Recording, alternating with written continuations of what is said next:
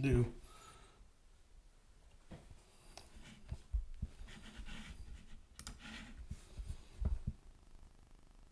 Hey guys, welcome to the Mash and Drum live stream. It's Whiskey Wednesday. How we doing, guys? Nice to see you. Got a really cool show tonight, guys. I was hunting down in Kentucky and I found me some Old Forester 1910. We talked about it a little while ago, about it was coming out. Brand new bottling from Old Forester to finish out the Whiskey Row series. So we are going to do a live review of that tonight, and I am super excited about it. So let's check out the chat and see what's going on in here. Who do we got? We have, I saw Steve A was in here earlier. Kenneth Kennelty, how you doing, guys? My buddy Dan Trout, how are you, man? Nice to see you in here. Bird Dog, greetings from Florida. He's here too, man. How you doing, buddy? The Bourbon Brofessor, how you doing? Hey, guys, if you haven't checked out Bourbon Brofessor's channel, he's just starting out. Go give him a look.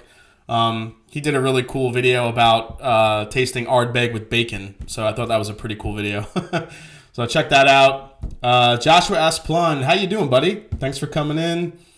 Whiskey Throttle in a pub, can hear you, but we'll watch. Oh, can't hear you probably, but we'll watch. Thanks a lot, Whiskey Throttle. Appreciate it, man. Mr. Bill's in the house. How you doing, buddy? Jason Coates is here. Peter White. Got a good crowd so far. I have 16 about watching right now. So, hope everyone's had a good week so far. Always look forward to my Whiskey Wednesdays. So, before we get started into the news and everything, I think what I'm going to do now is start with a dram. So, to kick off the Whiskey Row series, before we get into 1910, I'm going to start off with the Old Forester Bottled in Bond, the 1897. So, I'm going to pop this open. And let me know in the chat what you guys are drinking on. Pour this.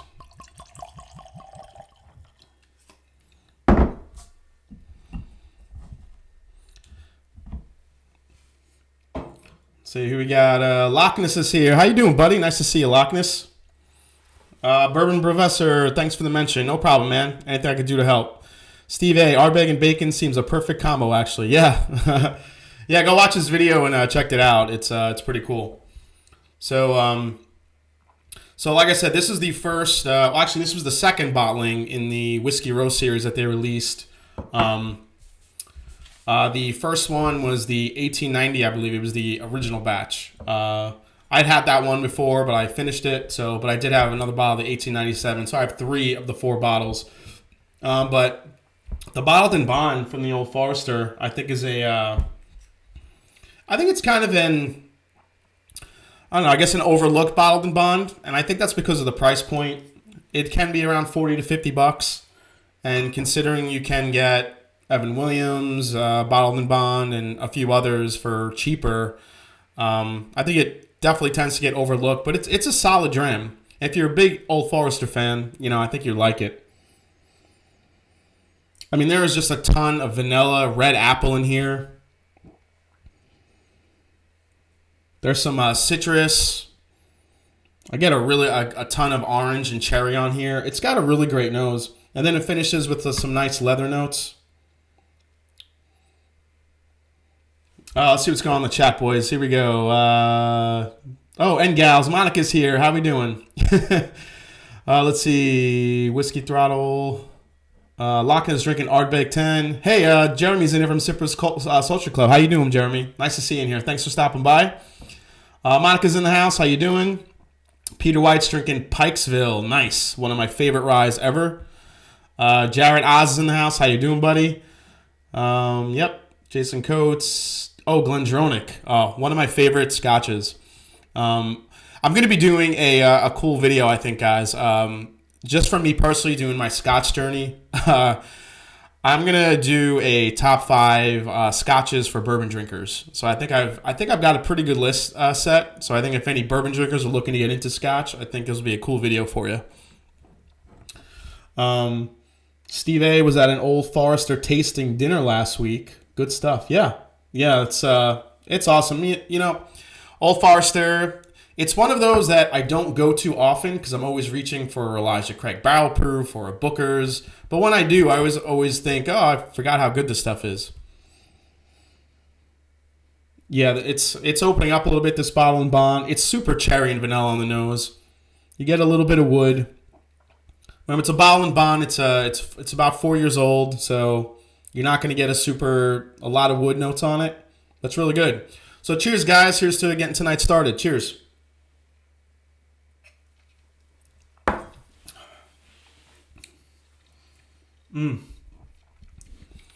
Yeah, that's good. That actually has a nice, good, that's got a nice, good kick of heat on it. Really good bottle and bond. It's definitely, for me, it's on the sweeter side. It doesn't have those, it's got some dark fruits to it. Definitely more citrusy, vanilla. Doesn't really finish with a lot of wood to it. A lot of wood or, that oak flavor. Definitely on the sweeter side, but it's a really solid bottle and bond. Like I said, I think it gets overlooked a little bit, especially, at the price point. But if you're a big fan of Old Forester, definitely check it out. What do we got going on in here? Bird Dog having some, Irish whiskey. Nice. George Kaplan, how you doing, buddy? Thanks for stopping by. Big Dog, is Pikesville Rye really better than Dickel Rye? I don't know. I like Pikesville better than Dickel, but I haven't had a lot of Dickel in my time. That sounds funny, but yeah. Monica Amon, I'm in on that. Bourbon Professor's drinking some Suntory Toki. Nice. Little Japanese whiskey. Very cool. Bird Dog, tried the 1920 and really liked it. Had that throwback quality to it. Yeah, Bird Dog, totally agree. We're going to sip on some 1920 as well. But I'm actually going to do that after the 1910 because the 1910 is a little bit lower proof. So here, guys, I'll show you the bottle. So this is the Old Forester 1910 Old Fine Whiskey. You can see it is, actually they put the proof on there. The proof is 93 proof. So pretty good drop from the 115 that is the Old Forester 1920. But the way that they age this is really the compelling part of that bottle. So that's what we're going to get into since they basically double oak it, but in a different way. So I don't think Woodford Reserve double oaked, where they age it first and then they put it in a heavily toasted barrel. They age it for about 4 years and then they put it in a super charred barrel, like to the point of breaking. So you're supposed to get some really dark, deep oak notes and a lot of sweetness. So we're definitely going to see if that holds true. What else we got here going on, guys? 1920 is great stuff. Yeah, 1920 is it's kind of like the Old Forester. It's like the darling of the Old Forester line. Everybody loves it. Everywhere that I would talk to normally who talks about Old Forester, 1920 is the first one they bring up, like how great it is. And I agree. It's such a great bottle. So we'll see how the 1910 stacks up. Jason Fisk, how you doing, buddy? Thanks for coming in. Brad Murphy's here. Nice to see you, man. Having a dram of Balvenie 17. I love Balvenie. Good job. My bourbon journey. Cheers, buddy. How you doing, Scott? Thanks for coming in, man. All right. So we got 32 in the chat. That's awesome. So while I am sipping on this, what we're going to do, as usual, we're going to get into the news a little bit. Some of the whiskey news that's come across the interwebs. So I'll show you guys the first story here. So check it out. So this is a picture of the new Irish Distillers $150 million investment and expansion. So Irish Distillers might not be a well-known name to you guys, but back in the mid-1960s, John Power and Son, John Jameson and Son, and Cork Distilleries Company merged to form Irish Distillers. While you may not be familiar with the name on its own, you're certainly familiar with what they do. They create Jameson, Middleton, Powers, Redbreast, Green Spot, and several other brands that are all produced by Irish Distillers. So this is a look at their new facility. Pretty remarkable there. So figured I'd show you guys a picture of that. I thought it was pretty cool. So our next story here, what we're going to do is go to another brand that not sure if you guys are too familiar with, but I actually really like this stuff. It is the Remarkable Regional Malts. So these guys produce Tamar's Beastie, Scallywag, Rock Oyster, and Big Pete. And they are putting out a new bottle of something called Remarkable Regional Malts with a twist, which looks like this. And basically what they're doing is makers of Rock Oyster, as I mentioned, Douglas Lane and Company was founded by Fred Douglas Lang back in 1948, which makes 2018 the 70th anniversary. So as part of the celebration, the company is releasing this commemorative, remarkable regional malts bottling with a twist. It incorporates single malts from all of Scotland's whiskey-producing regions. It's aged for 10 years and is bottled at 48% ABV with no color added or chill filtration.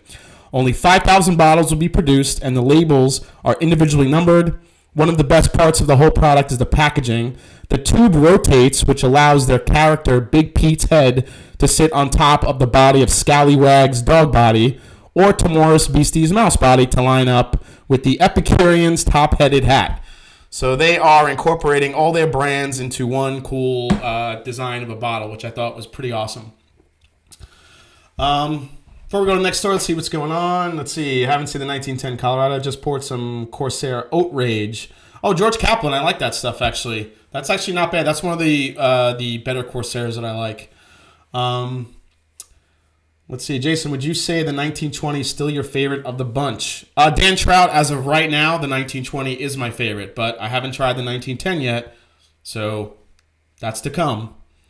All right, so here's our next news story. So we're going to go to little Johnny Walker news, which if you guys, a lot of people are big fans of Johnny Walker. So what we have here now is the John Walker Masters Edition. So this release is a blend of rare whiskeys from 6 different distilleries that existed during the lifetime of John Walker, who's the founder of Johnny Walker. 5 of those distilleries are now closed, but the blend is made up using single malts from Glen Albin, Glen Euro Royal, and Blair Athol, the only distillery still open, and single grain whiskeys from Caledonian, Cambus, and Port Dundas. All of the whiskeys were aged for a minimum of 50 years. 50! The cask used to marry the whiskeys is made of 100-year-old staves. This rare blend yielded just 100 bottles. Each one is hand-numbered and presented in a black Baccarat decanter, as you see here, housed in a cabinet made by N.E.J. Stevenson, cabinet makers appointed to Her Majesty the Queen. It will be available in October 2018 for a cool... And I want to see if you guys can guess the price of this stuff. Now remember, this is only 100 bottles, aged 50 years, and the casks that it was aged in are 100 years old. So just a guess of what the price on this bottle is. I'm just curious in the chat if you guys can throw it out there. What do we got going on? Brian Brennicke's drinking Pragsville. Awesome. Louis Ochoa, how you doing, buddy? How are you? Tammy Brennicke's here. Rye Night, nice. Chris Corbin at the... Oh, how you doing, Chris? Nice to see you, buddy. Thanks for coming in. Steve A. Oh, getting some mic pop. All right, maybe I'm too close. Gee, where can I pick up a bottle? I think he's leaning too far. Yeah, I think I am. I'm definitely leaning in too far. I'm gonna stay back a little bit. Thanks for letting me know that. What do you think, guys? Yeah, Bourbon Professor, you got it right. $25,000 for a bottle of the John Walker Masters Edition. Now, in some more lighthearted news for any of you guys in the UK or anyone traveling to the UK, or if you know anyone in the UK, starting November, the British supermarket will start carrying a Jack Daniel's whiskey calendar. So it's basically an advent calendar of Johnny Walker whiskey stuff. So I thought it was kind of cool. It has different variations. I'll show it to you guys. There it is. So basically it's going to come with Tennessee Fire Jack, Gentleman Jack, Single Barrel, a bunch of their different variations. So, and I guess what we're going to do here, the last story of the night, what I want to get into is Michter's. So we have Michter's 20 that is coming back. The last time the world saw Michter's 20-year Kentucky straight bourbon was in 2016. Now Master Distiller Pam Heilman and Master of Maturation Andrea Wilson are bringing it back. One of the most exciting aspects of my job is when I sample older barrels. That's what she said. These barrels were really and are thrilled to share this 20-year bourbon release with our customers. The bourbon is bottled at 114.2 proof, which is 57.1% ABV, and they suggested a retail price of $700. Ouch. So, yeah, so I love Michter's stuff, but, you know, a lot of people tend to think it's a little bit overpriced. Not really sure. How do you guys feel about it? When you see, you know, the Michter's 10 years is one that I've had, and I really enjoy it. But whenever I see it, it's normally at a store for $120, you know, for a 10-year bourbon. Not really sure if it's worth that much. And then you even see it on the secondary for even way higher than that. Just crazy. So, what's going on in here? Hey, Santa Cruzin is here. How you doing, buddy? Nice to see you. Peter White, another great one I cannot afford. Yeah, all these whiskey releases coming out. It's kind of disheartening because we talked about the old Lafroig that's going to be coming out last week, the Lafroig 28, I think it was. I mean, that thing is super expensive too. Just the prices on some of the whiskeys are insane, and even the on the secondary market, it's even more insane. Monica Willits, I totally want a bourbon advent calendar. Yeah, I would agree. Big Dog, not that badly. Let's see. Hey, Santa. Okay, so I'm still sipping on this bottle and bond, getting my palate ready. Woo, that's hot. That's hot stuff, man. That definitely comes in a little bit on the hotter side, but you know, being 100 proof. But it doesn't. It's not. It's definitely on the sweeter side, like I said. Doesn't have a lot of oak flavor, but definitely overlooked. I just think because there's so many good bottle and bonds out there.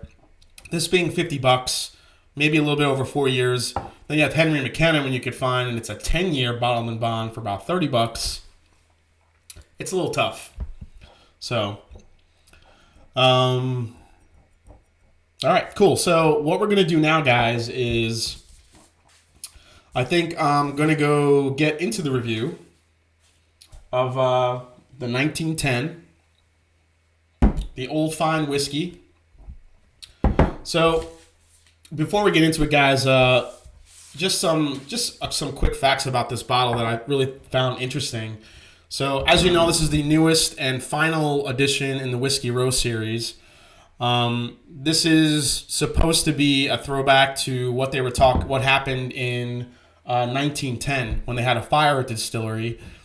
And the distillery's bottling line was shut down, and they had vatted whiskey that needed to go somewhere. So they poured the whiskey into these overcharred barrels, and for a second time after they had put in the original barrels. And Brown-Forman claims that the resulting Old Forester Very Old Fine Whiskey is the first documented double-barreled whiskey that came from that time when they were trying to save their own whiskey. So. But they didn't really just kind of throw it together. Apparently, they created a whole new barrel type just to create this bottle, which I thought was really interesting. The standard Old Forester barrel apparently gets about a 22-second char inside. This stuff gets a 50-second char, and apparently by the time it's done, the barrels are ready to pretty much fall apart. So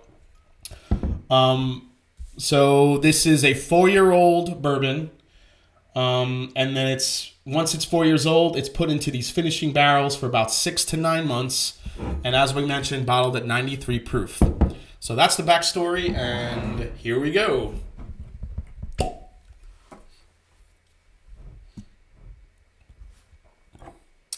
What do we got here? So, Jason Coates, how you doing, man? Bourbon Professor, I like the Michter's bourbon, is very good. Yeah, I'm a big fan of the regular Michter's too. I think it's, good solid bourbon. George Kaplan, I can barely keep up with one account. Okay, so into the glass. Here we go, guys.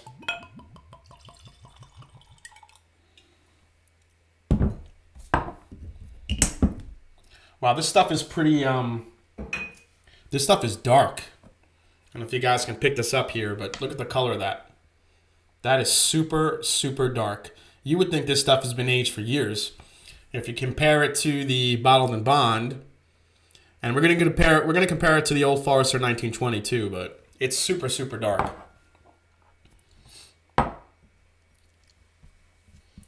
Mr. Bill Jason, tell the world about Ohio's last call warehouse experience. Oh, yeah. So quick story, guys. So Mr. Bill is mentioning the warehouse that. So Ohio is a state liquor controlled state, and basically what they did was all the liquor that was not selling in all the different liquor stores was basically brought to one location for sale. They released a list previously to go and find, basically what you could get. So I was hoping to go grab a bottle of Ardbeg Dark Cove, and there was a couple of other ones. Kalila 14 was on the list. Some really good stuff. So I was like, wow, how's this stuff not selling? I really want to get my hands on it. So I went nice and early.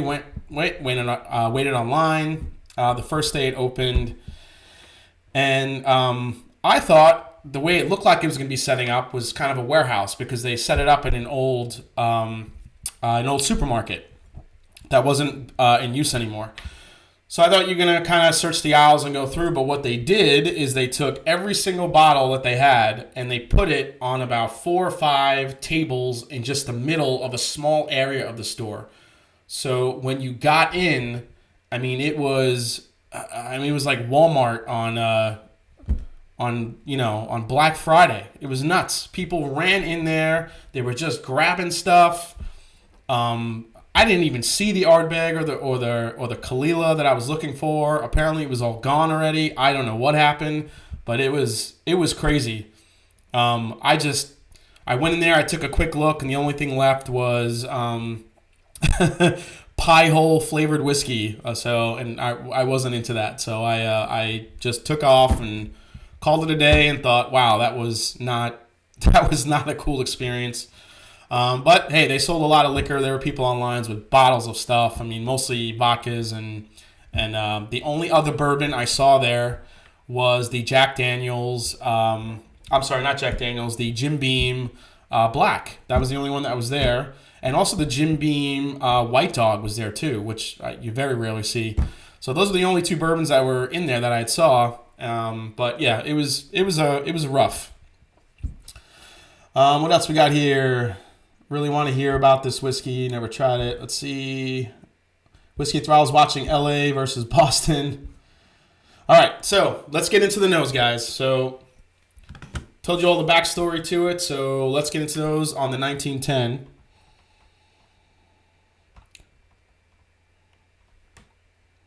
Wow, this has a really, really nice nose. But okay, so this isn't your typical bourbon notes here. You get some of that on the back, but this is all leather, spice, tobacco. Really deep, dark fruits on this. Caramel, vanilla. Oh man, this is all right. So, who here loves Entenmann's cookies? And not the big ones, like, the little small box that you open with the little mini cookies. It smells like Entenmann's cookies, like an open box of Entenmann's cookies in here. The nose is ridiculous. There is a super, super big cherry note on here. Like chocolate-covered cherries. It's getting really sweet and chocolatey right now. But there's a lot of wood and leather backing that up. Really dark spices. Wow, this is great. Really good on the nose. All right, guys, I'm going in. Clear my palate here. Okay, guys. Cheers. Here's for 1910.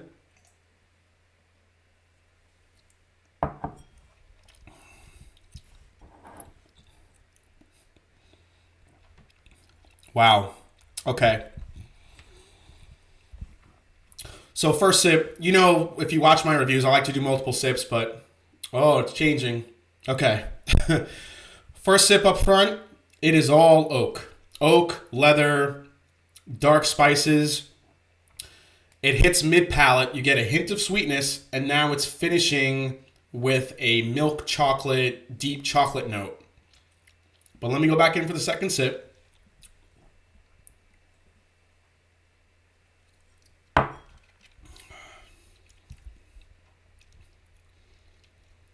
Yeah.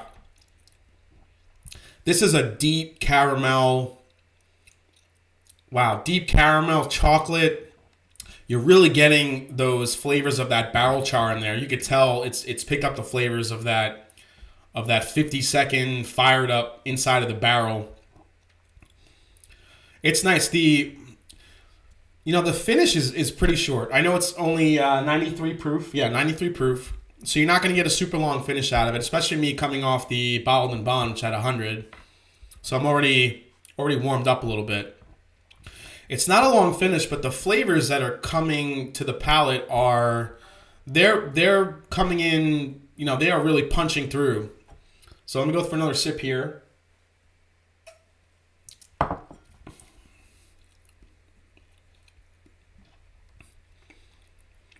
Yeah, all right, so it's sweeter on the nose than it is on the palate. On the nose, you're getting those caramel, vanillas. You're getting cherry. Like I said, you're getting like a fresh box of Entenmann's cookies. But when you take a sip, this is all leather, spice, tobacco, oak, deep, rich oak flavor. You're getting a little bit of that fruit and chocolate on the end, like a nice dark chocolate note, which is good. But being the finish is short, it's a little bit shorter. I wish it was a little bit longer, if I'm being honest. But you know what? If that finish was a little bit longer on the sweetness, it would have been a really almost perfect balance. But right now you're getting more of that oak and wood forwardness, and then the sweetness that you're getting that you kind of want is finishing nicely, but just a little bit on the short side. Let's see, Loch Ness. That one is crazy dark. I figured I would have those dark fruits and leather profile. Yeah, Entenmann's donuts are great. Got to try the cookies now. That's right, big dog. Graham Young, nose seems wicked. Yeah, the nose on this is awesome. It's got a really nice nose. Peter White, have to settle for a pour of 1920. Not so sure, Peter. Not unless you win. I'm giving samples of this away tonight, guys. So you got to stay tuned for that. Tammy Brennicky, super excited. Monica, like a little kid wanting to go into Disney. Not sure what that's about. Old Perth is the darkest I've heard. Monica, that sounds yummy. No, not if Bemore 15 has anything to say about it. What was the price of the 1910? So the 1910 I picked up for, I'm trying to remember, it was between 45, 50 bucks, something like that. Yeah, it fell in line. It was a little cheaper than 1920. So it was a decent price. Sipping Old Forester 100 with my choppy Wi-Fi. I grabbed the 1910 for 50. Okay, Pressman, cool. So yeah, about 50 bucks. It is. I think the MSRP is about 50, but let's see. What did you pay? Yep. I'm definitely going to sample 1910 tomorrow. Sounds pretty good. Yeah. So Brian, I'm curious if you enjoy the nose better than the palate. The nose is just awesome. It's really got some amazing sweetness to it, but with that oak and that leather, it kind of takes you on a journey, which is really nice. I'm going to go for another sip here, guys.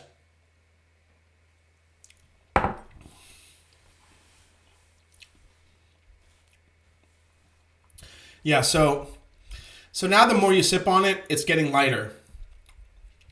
The 94 proof isn't, I don't think the 94 proof really helps it too much because it's, that low proof, you don't really get that nice long burn. But once your palate gets used to it, now what you're really tasting is that leather, tobacco, dark spice. You're still getting that little bit of chocolate in there, that nice chocolate on the end. It's just a shame the finish on it is a little bit short for my taste. But for those who like really oaky, wood forward, that leather tobacco note on bourbons or whiskeys, then I think you'll really enjoy this. I think you will. It's just the only thing for me that's lacking a little bit is the balance. I'm not getting enough. I'm not getting a super balanced to oak finish. I mean, the chocolate you are getting, but chocolate's kind of bitter sweet, so that's what you're kind of. That's what you're kind of getting a little bit. Let's see. But the 15 is called the darkest. The 15. Let's see, $23 for the 100. Yeah. It's our local store's tasting list tomorrow. I might have to buy one if it's anywhere close to $9.20. Monica Willits, we have Bourbon Fest here tomorrow. Lots of elusive bourbons. Yeah, it's it's tough with some of the bourbons, especially the new ones that come out. Any whiskey, really. When I was I'm trying to think of some of the other things I picked up while I was in Kentucky this week. Let's see. I grabbed. So on Monica Willits, Monica Willits in the chat, on her recommendation, I picked up the Sagamore Cask Strength Rye. So I'm really looking forward to trying that. She was talking so much about it for weeks, so I grabbed it when I saw it. I grabbed the Bellmead Cask Strength, which I had while I was waiting online for the Four Roses 130th bottle. One of the guys online actually had it, and we were pouring it, and actually it was Kyle from Bourbon Blind. So if you guys check out his channel, we were sipping on that stuff, and it was delicious. I grabbed a bottle of Glenfarclas 12, so I've never had a Glenfarclas scotch. I'm really looking forward to trying that. It's been highly recommended. What else did I get a bottle of? This guy right here. Have you guys heard much about this whiskey? So this is the Wilderness Trail Kentucky, it's bourbon whiskey, bottled and bond. But this is a wheated bourbon. I've been seeing it on a couple of news feeds. I've been seeing it in the secondary. I'm not really sure how it is, but I got to do some research on it. But I heard it's pretty damn good, so I am going to be reviewing that one soon too. Let's see. I don't see the 1910 on Ohio's LMP. Yeah, Mr. Bill. As you know, Ohio's a little bit late to the party with most stuff, but it's supposed to be coming. They just got another shipment of the 1920, and so I'm hoping the 1910 comes in. They're talking about the Bowmore, the darkest. Okay, I gotcha. Thanks, Captain. Make it happen. Appreciate it. Monica Wills, yes, when you popping? Yeah, Monica, I'm going to be doing a review of the Sagamore Cask Strength at some point soon. I'm really looking forward to that. I love Cask Strength stuff, so be great. Needs to be a live review, right, Monica? All right, maybe I'll save that for a live review next week. But I think next week, I think Wednesday will be Halloween. So what I'm going to do is Wednesday Halloween next week? I don't have a calendar in front of me. But if it is, let's see, 24th is today, so 25, 6, 27, 28, 29. Yeah, Wednesday would be Halloween next week. So if we do the show next week, which I'm planning on doing on Halloween, I'm actually trying to work and get some Blood and Oath bourbon, some really kind of spooky-ish bottles. So Blood and Oath and Devil's Cut. So we're going to be drinking some fun stuff next Wednesday. It'd be cool. I'll take any new weeders. Okay. Brian Brennicky, are you going to Indy December 1st for any of the allocated raffles? No, they're doing some raffles here in Ohio that they're going to be doing. I heard a one for the birthday bourbon. I think they're doing a Old Fitz bottled and bond bourbon, the 11-year. Or the 9-year, I should say. I'm sorry. The decanter bottle. I think they're doing one of those. And then finally, at some point, the BTAC and the Pappy lotteries that they do. So definitely going to get in on those. We'll see. Hey, Blind Whiskey Reviews is here. How you doing, John? Thanks for coming, man. I really appreciate it. If you guys haven't checked out John's channel yet over at Blind Whiskey Reviews, he has a really cool format. He has his wife just pours him something blind, and he tries to figure out what it is, and then they reveal it at the end. And it's usually pretty surprising what he thinks it is, but it's really cool. And Scott from My Bourbon Journey, Whiskey Throttle, all these guys have great channels. Definitely go check them out. All right, so, guys, what I'm going to do is I think we're going to do our first giveaway. So for those of you who want to try the 1910 but are a little bit, maybe skeptical about buying a bottle right away, here's your chance to win a sample from the Mash and Drum. So as I like to do the last couple weeks, we're going to play Guess the Bottle. But I've chosen some harder bottles because you guys answer it really quick. So I looked for some more obscure bottles to choose this week. So we're going to see how you guys do. So I'm going to take another sip of this.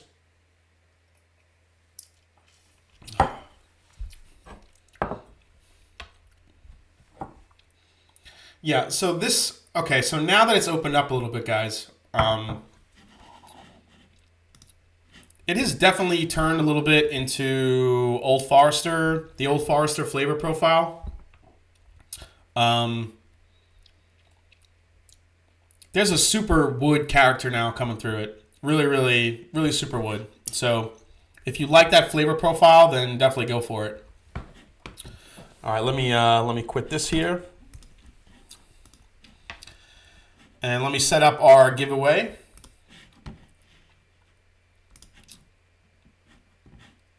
So I'm not going to show you guys yet here, so let's get into it. Where is my window? Here we go. All right. Okay, guys, so I'm not going to give you any hints. I'm not telling you this time if it's either a bourbon or a scotch. So you guys have to guess. It's the only way to do it fairly. So, all right, here we go. So here is the first bottle, and this is for a sample of the 1910.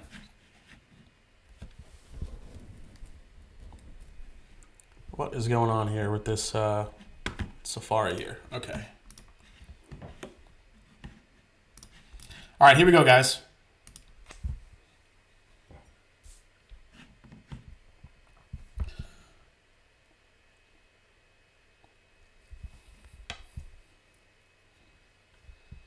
All right, here's the first bottle. First one to guess the answer wins the sample.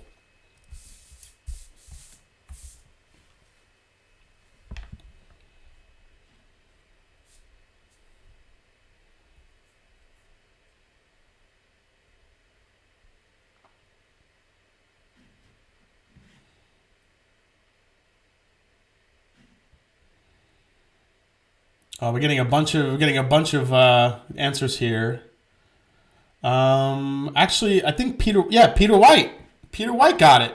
I.W. Harper. It is the I.W. Harper 15 year. Congrats, Peter. Nice job. See, you said you couldn't find it. Now you're going to get a sample. See, that always makes me happy. Good job, buddy. 3 cheers for Peter White. Good job, buddy. Peter, throw your email address in the chat, and I will get your sample out to you sometime this week. Congrats, man. Yeah, see, I was getting a lot of different answers for that, but that one, I think that was a little more challenging. I'm gonna have another giveaway for you guys coming up a little bit later. But right now, what we're gonna do now is we're gonna open the 1920, which is so far still. I think this still may be my favorite from the series. The 1910 was good. I was just disappointed in the finish a little bit.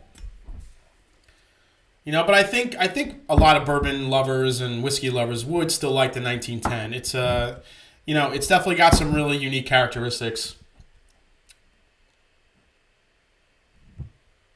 I think Scott may have been before me. Scott, let's see. I can't see. See, I'm looking through the chat here.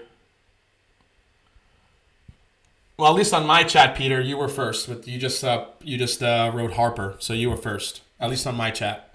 And I can't. I really have to go by what I see, unfortunately. But I always like to give more time to for people to win. But I appreciate you. Appreciate all you guys playing. It's always a lot of fun. I have a buddy that just texted me, I.W. Harper, now give me my sample. Yeah, Mike. Yeah, we'll see. Okay, so... All right, so this is the 1920. And you know what? I'm going to pour a little bit more of the 1910 so I can show you guys a color comparison here.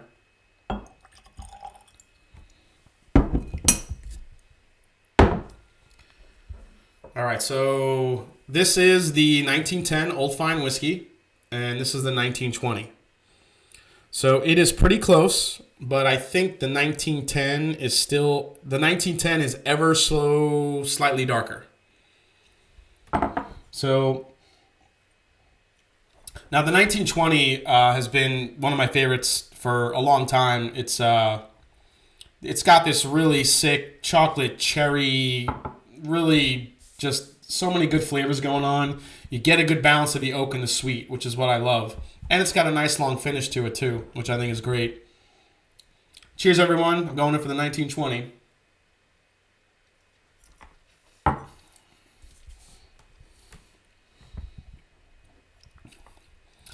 Yeah, man, that's the stuff. Oh, man, it's just cinnamon, clove, all those baking spices on the finish. It's got a long finish, which is what I like. It's got a nice long finish at that 120 proof. It's so good. But those baking spices on the end of this are just, oh, they're so awesome. I mean, if nobody out there has ever tried the 1920 Prohibition, I highly recommend you do. And if you're really into those bourbons with those high notes of baking spices, like, Eagle Rare, even McKenna, I get it too, then you'll love this. Yep, Peter got it. Nice job. Monica Wills, I've heard great things about the 1920. You definitely got to try it.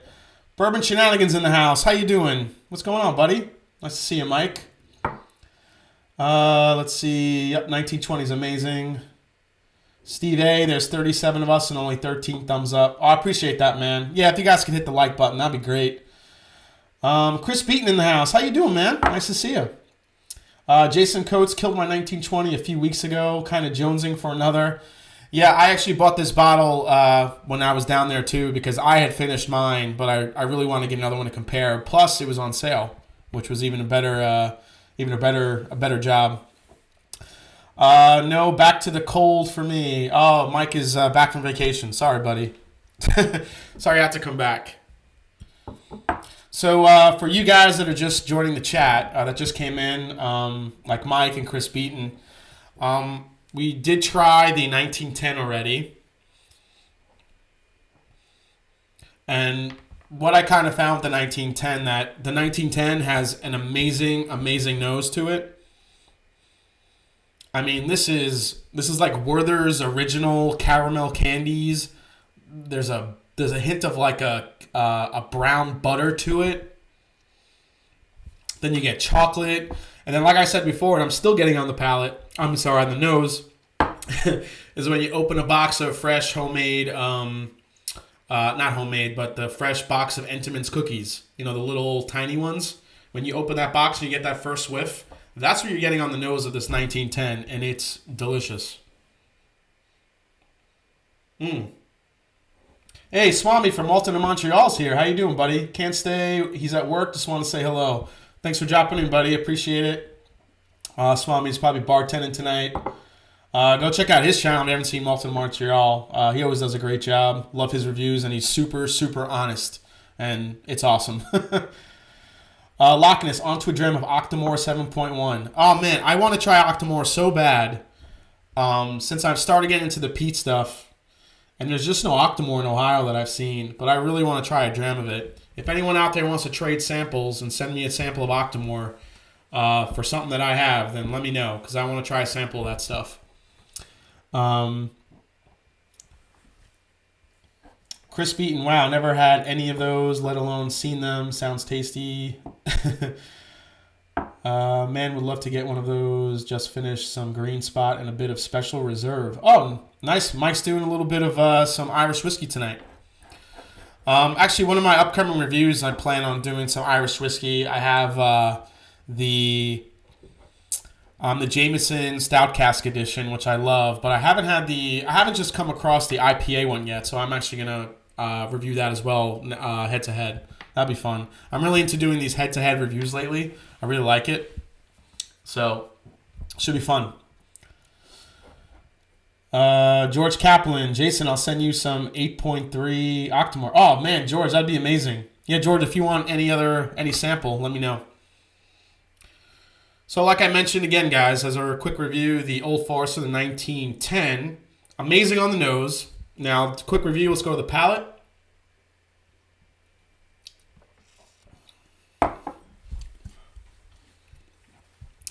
This is oak, leather, tobacco,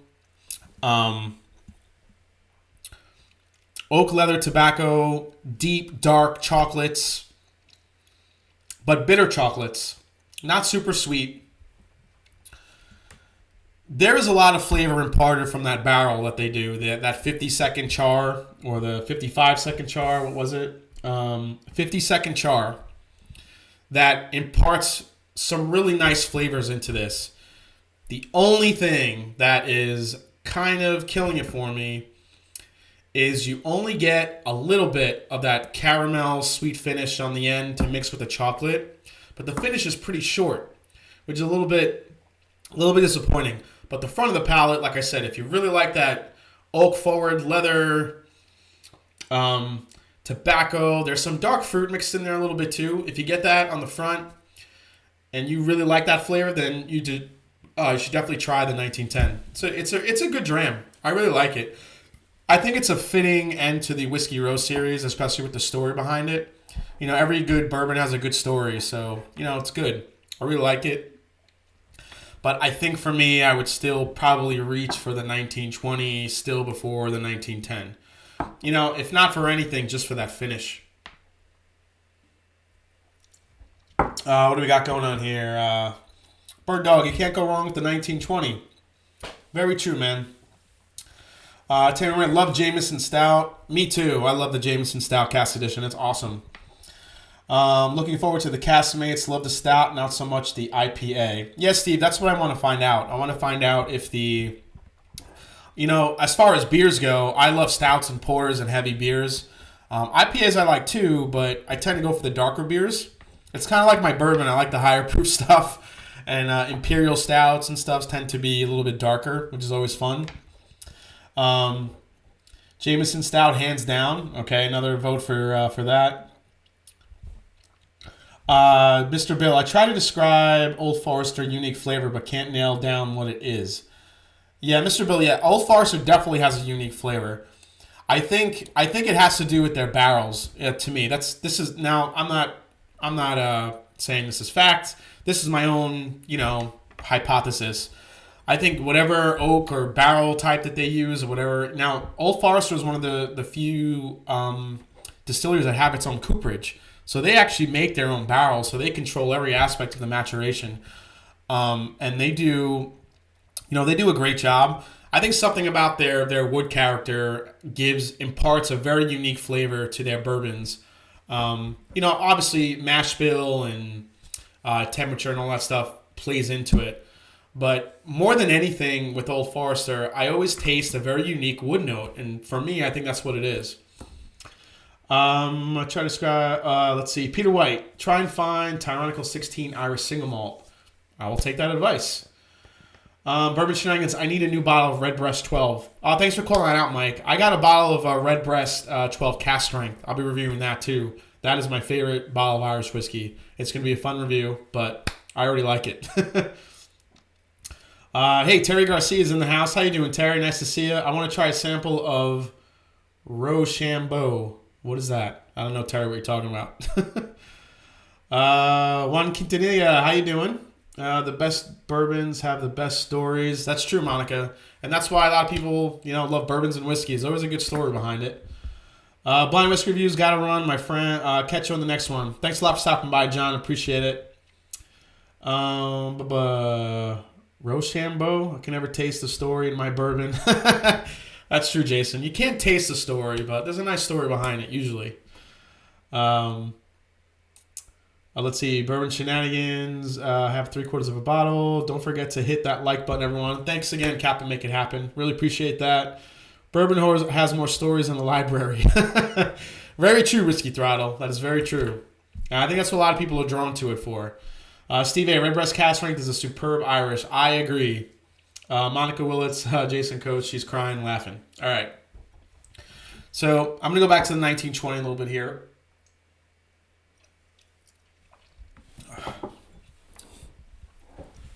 Yeah, the 1920.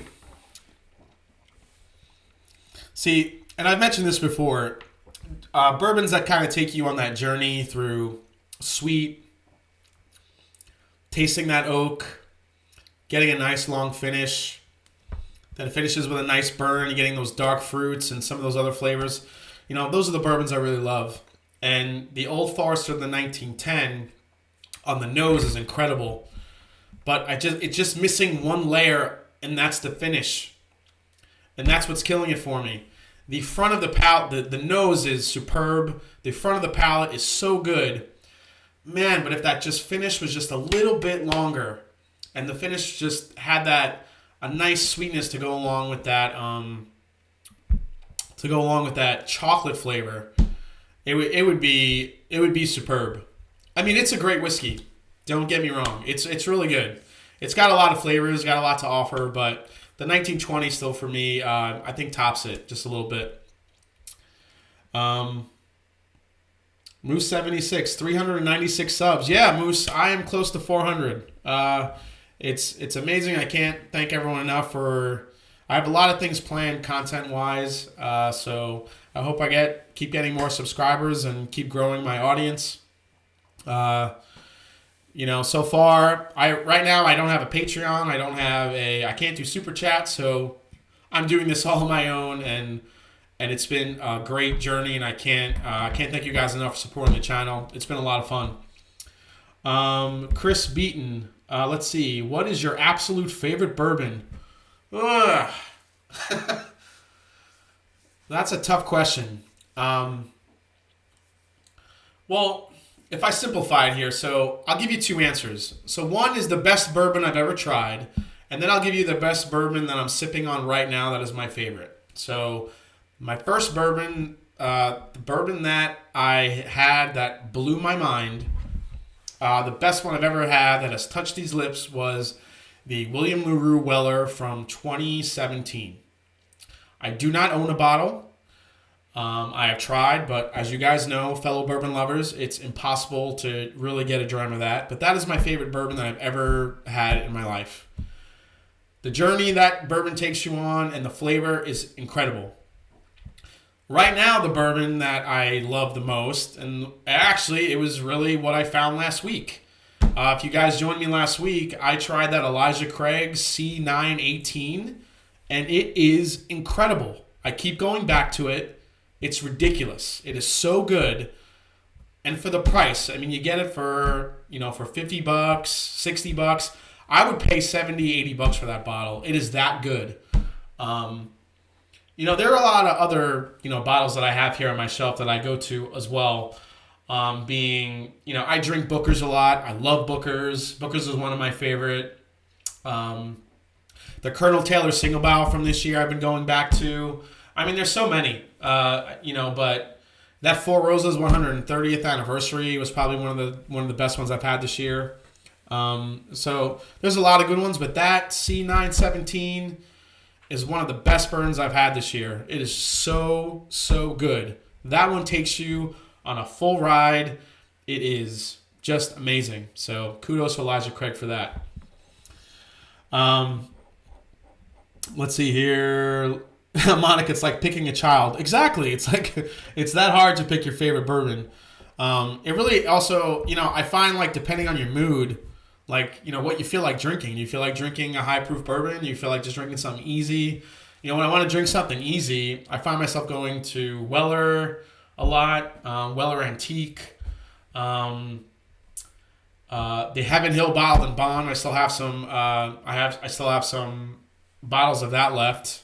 That I love. I love going back to that stuff.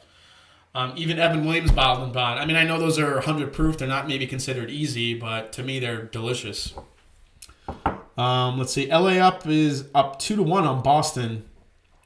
So my mom is a fierce Yankee fan, and can't even watch it right now because Boston just like disgusts her.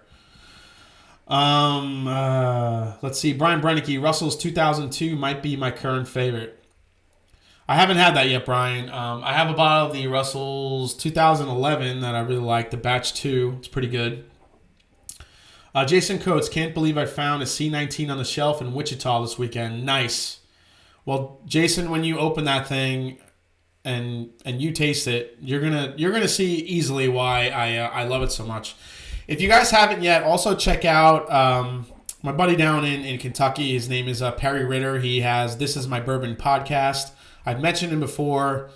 He actually just did the same flight that I did last week, and he picked the same exact order I did. Rating C is the best for the Elijah Craig Barrel Proofs. But his podcasts and his interviews are incredible. Go check him out. This is my bourbon podcast. He's got a YouTube channel, and he's also got podcasts on Apple and iTunes. So go check him out. EC12 is the best go-to bang for your buck, in my opinion. Whiskey Throttle, yeah, I would agree. Bird Dog for me was collector's item, a 20-year bourbon. Chris Beaton sounds good. Only have small batches here. Santa Cruz, and speaking of Booker's, where is Whiskey Dick Bill? Haven't seen him yet. Jason, have you heard anything about Booker's 30th release yet? I have. I just really kind of saw the announcement. I don't know. I was trying to search and find out more about it as far as the age and the what age whiskeys, what part of the warehouse are going to go into it, but nothing has really come across yet that I've seen. So if anybody knows anything, definitely drop it in the chat. M&D agree. It depends on the mood. Sometimes I need peat. Yeah. So that's the other thing too. Now that I've tried some of these scotches, if you guys have kind of followed my reviews, I am really enjoying the peated stuff, which is surprising the hell out of me. Not all of them.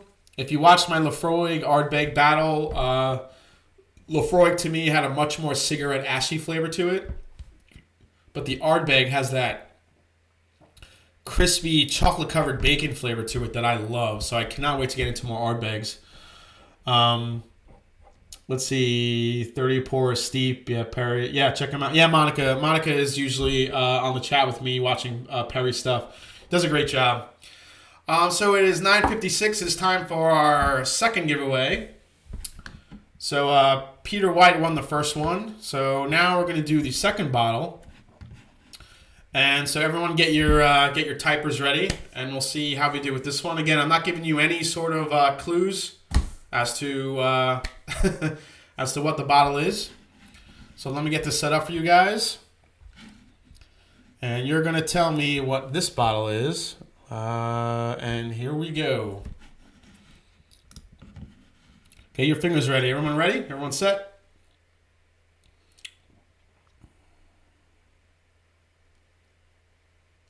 All right, here we go. And go.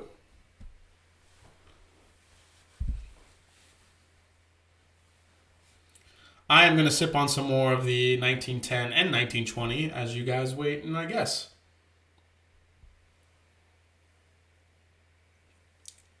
Well, I'm not saying what kind of whiskey it is.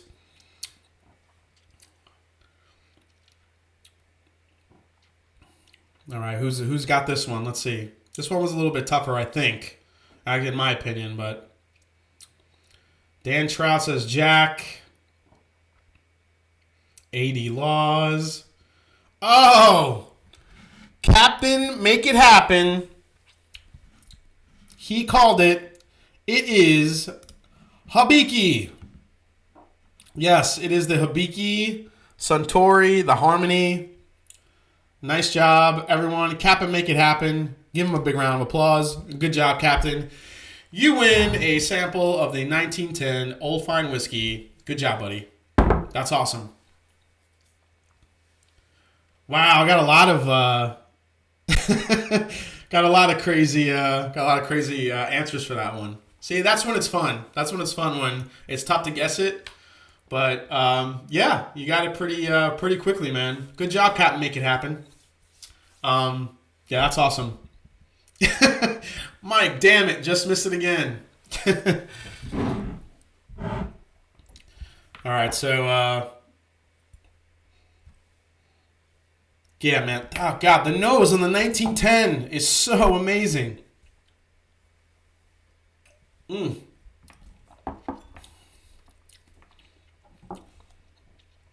right, so it's 9:59. So before we sign off, guys, I do want to say one more thing about the 1910.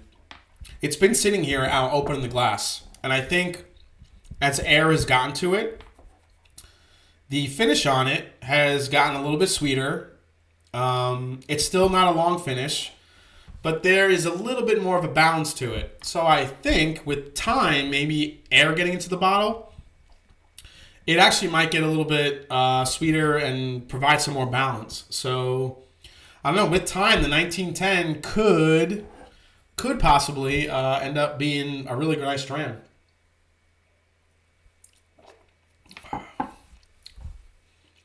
Yeah. Yeah, the end has gotten slightly sweeter. Yeah, it's pretty good. But like I said, if you really like those leathery, tobacco, dark spice notes, really taste the char of the barrel in there, then 1910 is your whiskey. So, good job, guys. Captain Make It Happen. Oh, he's at the gym watching this.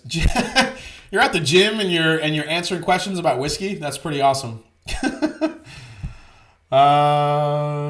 Best one so far, Joshua Asplund. Best one so far. You mean the stream? If that's what you mean, then I really appreciate that. Thanks, man. The bird, I got some Hibiki, Mr. Bill. Thanks, Jason. It's hard to judge a bottle by first pour. Yeah, absolutely, Jason Coates. And I would totally agree with that. Usually when I do these reviews, the first pour usually comes through and it's a little bit tough to judge just because air hasn't gotten to it. So much could change over time. It's it's really nice.